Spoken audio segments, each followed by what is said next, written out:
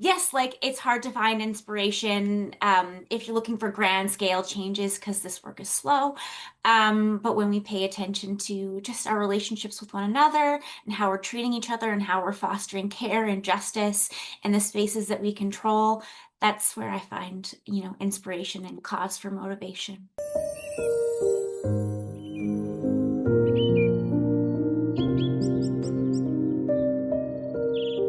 Okay. Well, my name is Laurel Hugest. My pronouns are she, her, and I'm a program coordinator with Food First NL. I've been with the organization for almost 4 years. These days, I support our policy and advocacy work. We do some internal equity and justice programming that I get to support as well. And I coordinate our lived and living experience advisory group, which we call LEAG for short.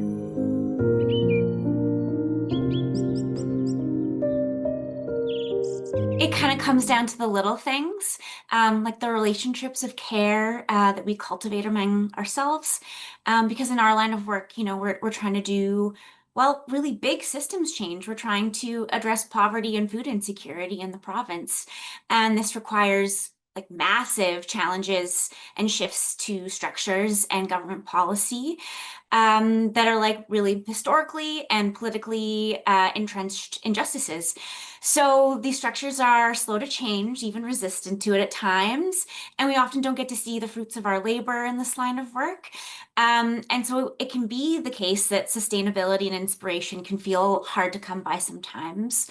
So we have to really sow that inspiration in our day-to-day work, making sure that at the very least, the spaces that we control, which is like our workspaces and our relationships with one another, are reflective of the justice and the care that we seek to promote through our labor. And then it's made foundational to our relationships and how we treat one another.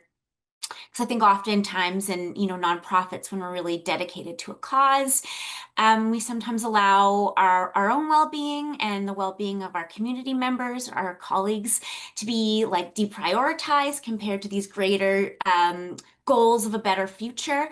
But that's not sustainable. And I've been in jobs before where that's been encouraged, but then folks kind of just burn out before we meet our collective goals. Um, but one thing that was really striking to me when I joined the Food First team was just how the leadership team and my colleagues really modeled that valuing of one another and our own labor and care for one each other. And I found that really inspiring, and it continues to inspire me. And so now I support an incredible group of humans with lived experience of poverty and food insecurity, and I want to prioritize their well-being and their care, and I want to model that.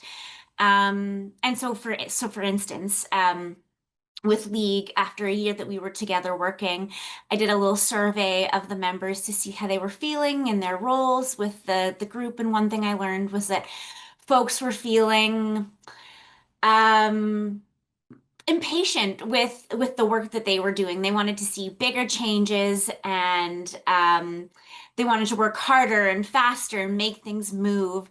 And folks were feeling frustrated about that.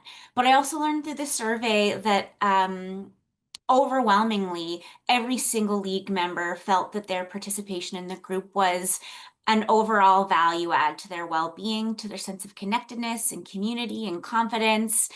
So I'll wrap up this answer because I know I'm rambling, but yes, like it's hard to find inspiration if you're looking for grand scale changes because this work is slow.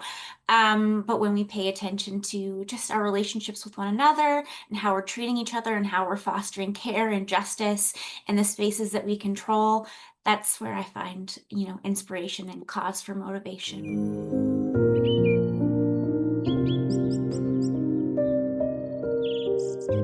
It's a process for sure. And I mean, certainly there's like plenty of challenges and barriers, but one thing that's really striking right now is like you can really see how, however you want to phrase it, the cost of living crisis, the rising gap between the rich and the poor, rising inequality.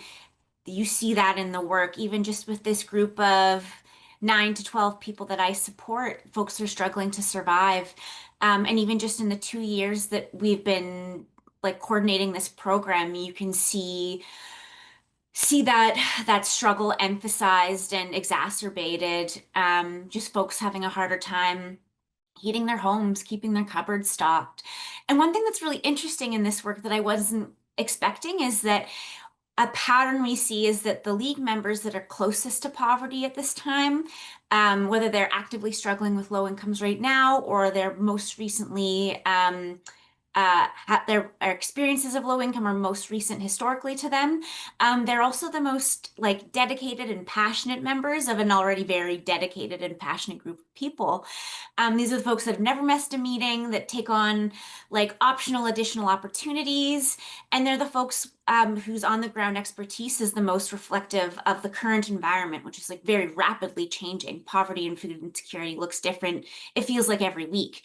But they're also the ones who are increasingly struggling with the most stress and health conditions and challenges navigating all the barriers of like full participation in community and change. And so we see that taking a toll on the work that we're trying to do.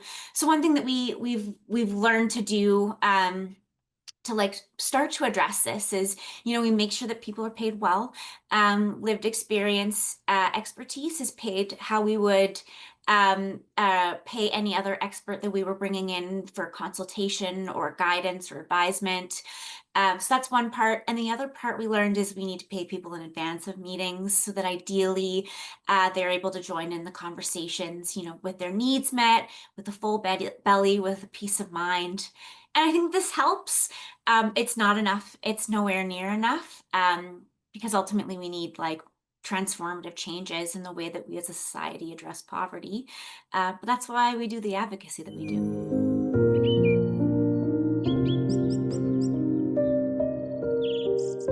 Yeah, so one really big milestone for the League group was to identify, passionate people, passionate about so many things, but narrowing it down to like two key policy priorities that all of these like very diverse individuals like collectively feel really passionate about.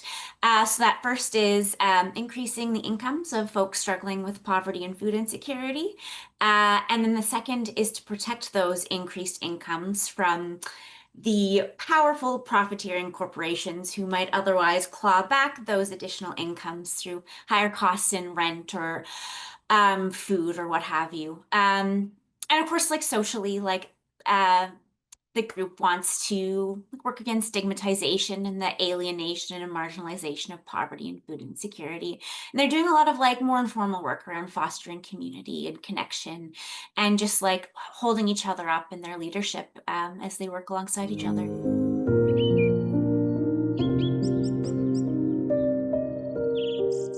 Honestly, I feel like we like have a fight ahead of us. I mentioned before, well, we all know like wealth inequality is growing, power is increasingly concentrated in the hands of few. Um, and like collectively, we're a society that is like very divided.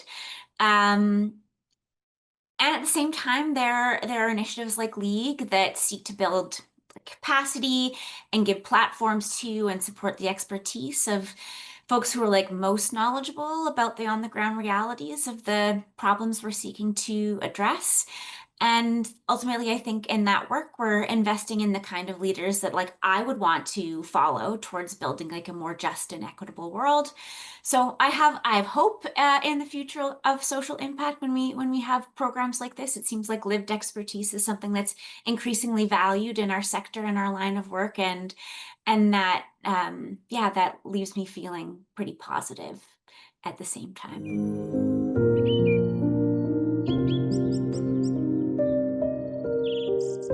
Well, like in this program in particular, like the dream is to work myself out of a job. Like ultimately, like grand scale, there's no more poverty and food insecurity, and then I don't have a job. That would be wonderful. But even in the context of this program, so I don't have lived expertise. I'm just supporting the folks who do. And increasingly, the group is more self-directed. They're facilitating their own meetings, supporting their own recruitment and training process for new members. They're presenting at conferences and speaking to the media. And increasingly, I get to step into the background and just support where I'm needed. And I hope this trajectory continues so that one day this group of incredible people with lived expertise is also being led by someone with lived expertise.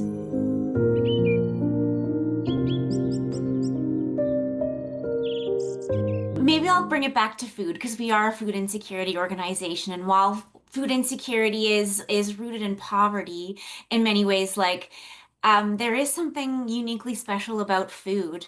Um, at a time where I mentioned before, we're like very divided and is the conversations that we need to have are really challenging. We're talking about addressing, like deeply rooted injustices and oppressions, and at the same time, there's something really special and unique and connective about gathering around food. Food is, it seems like one of those topics and one of those kind of areas that a lot of people can relate to, whereas other issues around inequity and injustice, some people have a harder time. And so I guess I'm finding a lot of hope and a lot of power in talking about food insecurity and bringing people together like around the table of food. And that's where I'll leave that.